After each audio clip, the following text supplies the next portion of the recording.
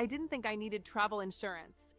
I used to think it was just one of those things that people tell you to get, but you don't really need, until the day I realized how wrong I was. It was supposed to be the trip of a lifetime. A remote village in the mountains, far from everything familiar. No crowds, no tourists. Just raw nature, local culture, and the kind of peace you can't find anywhere else. My kind of adventure. I remember landing, the air thinner, fresher than I'd ever breathed. The landscape, unreal, jagged mountains, valleys that seemed to go on forever. But what I didn't expect was how quickly things could go sideways. The first couple of days were perfect, exploring hidden waterfalls, hiking through ancient forests, meeting villagers who had never seen someone like me. I felt like I was finally living a dream. But then, on the third day, disaster struck. I was hiking up this narrow trail when I slipped. It wasn't a major fall, just a twist of the ankle, but I knew right away it was bad. Really bad. Pain shot at my leg like an electric current, and I couldn't stand. I sat there, trying not to panic, looking at my surroundings. There was no phone signal, no one in sight, no way to communicate or get help. I tried to keep calm, but the reality was sinking in fast. I was in a remote part of the world, alone, and I had no idea how long it would take to get help. I started to think about everything that could go wrong. What if I couldn't get out of there? What if I needed medical attention and I was miles away from civilization? That's when I remembered something.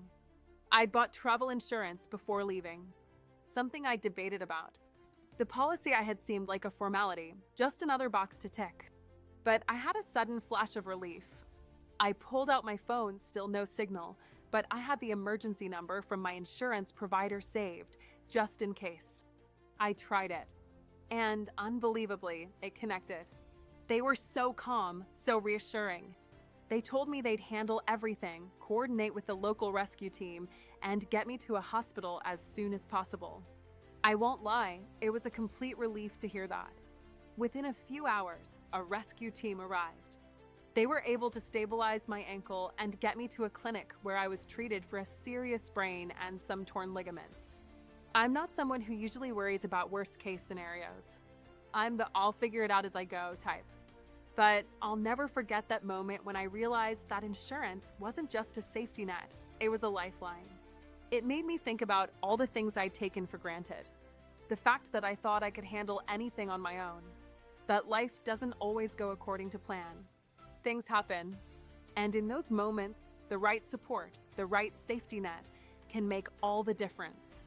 That's why I want to share something that honestly saved my trip.